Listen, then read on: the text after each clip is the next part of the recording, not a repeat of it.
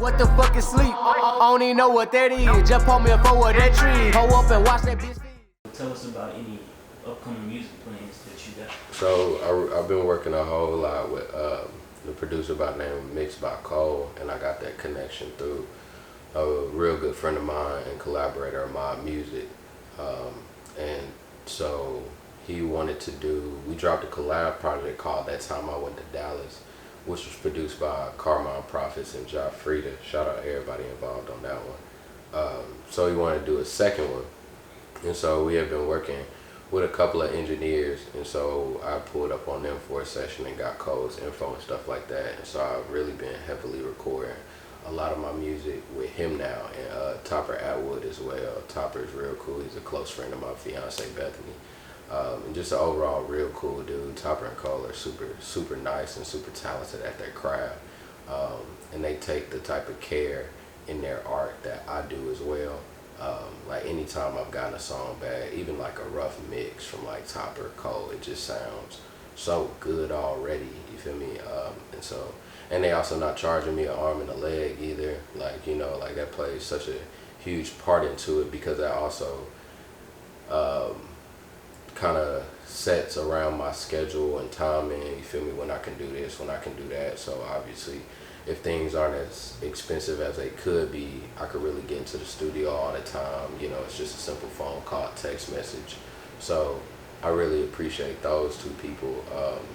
And so after really linking with Ahmad and finishing a lot of those features and getting a lot of those songs done for That Time I Went to Dallas too, I just started going heavy into my own personal project. It's kind of like, it's got a whole bunch of Earl Sweatshirt vibes. Like, I stripped a lot of the 808s out the beats, you feel me? It's a lot of soulful samples on there, because I'm really telling a story. Like, I try to tell a story on every project, you feel me? Even if it's a fun, goofy themed project, but every theme of all my past projects has really just been my life and who I am as a person. So this next album is gonna be a lot of the same, just more at probably my most refined level. Like, I'm really in a different bag right now, like, to say, you feel me, to say the phrase. And I'm very excited about that. Like, it's really, I've been trying to keep a cool, calm, level head, because I know there's a couple more songs I still want to push out and create before I call it a wrap, and I don't want to get too excited over past music that I end up putting a block on myself. That's happened like so many times. When I made that album, my album Quarantine King, and I wanted to make it like 24 tracks for Kobe, for me, because he was a very influential athlete to me at the time, and he had just passed. So unfortunately and tragically, and I was dealing with a lot of that at the same time as still dealing with COVID, social justice, and like all of this. So, you feel me, seeing myself kind of be able to set a goal like that before I even create something, which is something I usually never do. I don't really try to put a limit on myself or set a goal that's gonna weigh so heavily on my mind as an overthinker anyway. And usually when I try to put any type of number on a project, that does that immediately. So when I was like, you know, I'm gonna do 24 songs, in my head I'm already knowing, like, I gotta find a way to talk about, you feel me, 24 different things, or the same thing 3-4 different times, but make it sound different before I'm even writing the first song.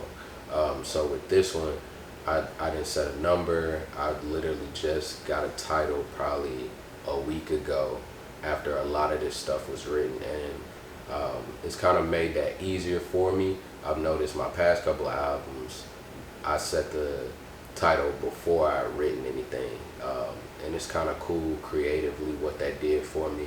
But seeing the differences of just working, you know what I'm saying, like, and just being fully authentic with it, just diving straight forward into the music, that's what's made this specific project so fun, and I think why it'll be one of my best, because I didn't put no labels, descriptions. I turned on the first beat, started rapping, finished that one up, went to the next one, didn't even think about it. So it'll definitely be a fun experience for those who are real deal fans of me, because I do have a couple of those, and I genuinely appreciate a lot of those people who like text me daily, weekly, like sending me screenshots of their Spotify playlist, and I'm at the top of their list on their repeat playlist and like all that type of stuff. That really means the most to me because it makes me genuinely feel like I'm an artist.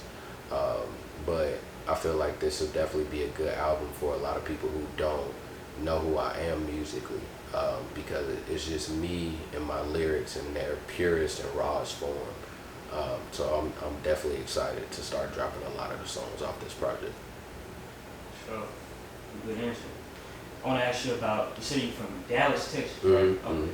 So I want to ask, everybody know the Nashville music scene. Mm-hmm. It ain't all that, just it ain't thriving. Right, Over in right. Texas, they thriving.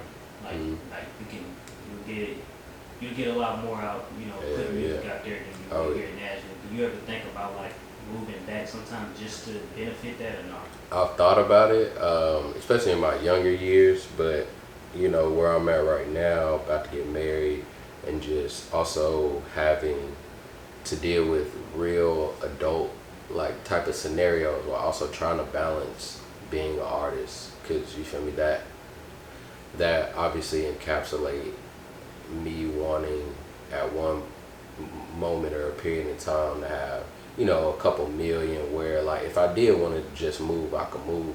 And so that definitely factors into the answers that I give when asked that. But at this moment in time and period, the smartest and safest decision always is to just stay in Nashville, kind of grind it out. There's definitely a couple of people who have like broken out in the sense of getting publications and different types of shows and bringing attention to Nashville. A lot of those really good Nashville artists, Brian Brown, Black Sun, Ro Marquez, a lot of those guys, the Rap Girl. There's a lot of artists who are really trying to shift the mold here, and it's an everyday fight. You feel me? I'm definitely working to be in the same type of class with a lot of those people. My homie Weston gets a lot of shows and gets a lot of attention on real hip hop, and Weston's a real lyrical type of artist. So I really fuck with the progress he's making. Rappers like G Slab, a lot of those people who are really trying to push the underground narrative of just staying true to who you are as a person, not complaining too much about what we don't have, which I found myself in and out of, because if something's really weighing on my heart, I'm gonna speak out on it. But a lot of times I really just swallow the pride and just keep my mind on my own type of timing. It starts mainly with just resources, availability of like venues, word of mouth, promotion, like all that plays a factor into getting eyes on Nashville.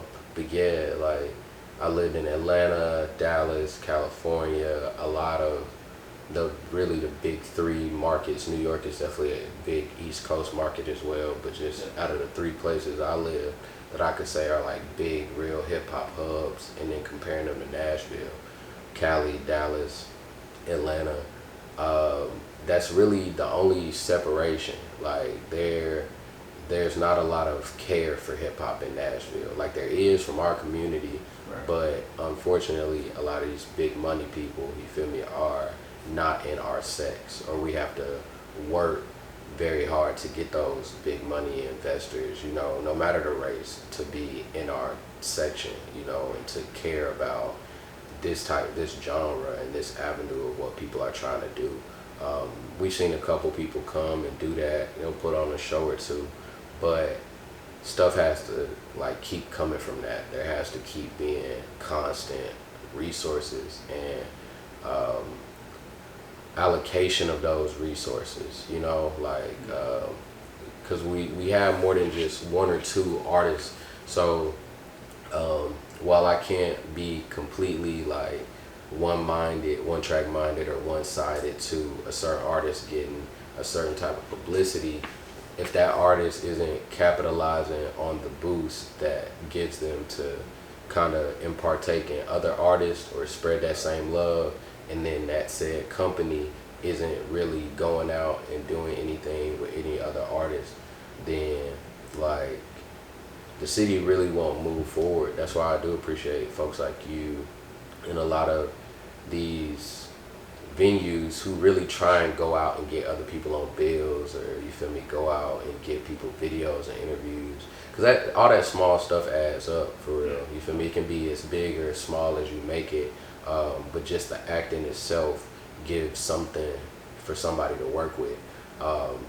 And that's the main difference between like Nashville, Atlanta, Dallas, and like California. There's definitely greediness everywhere. There's gonna be jealousy and enviness everywhere because we're dealing with humans, you know, and it's sadly in human nature sometimes for you to be envious or jealous or disheartened. But we've seen examples of that over time. I feel like anybody who says they made it, that's a good person, can look back and show examples of how them or their team was treated nicely and, you know, did something good to help somebody else maybe at a lower level. And then, you feel me, you get karma from that, that person gets a boost. Like, there's nothing, I think that's probably why it tugs on my heart so much when I see people not necessarily do that when they have like the resources and position. Because it doesn't cost anything, you know what I mean? Like, so I want to say that's the main thing I noticed in Nashville. Not so much that the love is not there and it's not done. It's really just, I think it comes down to logistics a lot with Nashville. So like venues, companies really coming in and showing us love, besides like Big Machine and Sony focusing so much on country music, which is great. It's Nashville, you know, I love some great country music songs. They're artists as well, but I feel like the balance is it's shifted so much in towards of country music's favor that hip hop really gets lost. And it seems like everything the hip hop community does, we have to be like screaming or yelling at the top of our lungs, and then we get a little bit, we're able to breathe, but then when we take that breath, they secretly like push us back 5 more steps. So it's like we don't really have time to capitalize off a lot of the buzz that we get. But it's definitely a lot of rappers trying, and so as far as me, I'm very rejuvenated and inspired to really try and put my stake into the mix and help a lot of other people as well, like myself.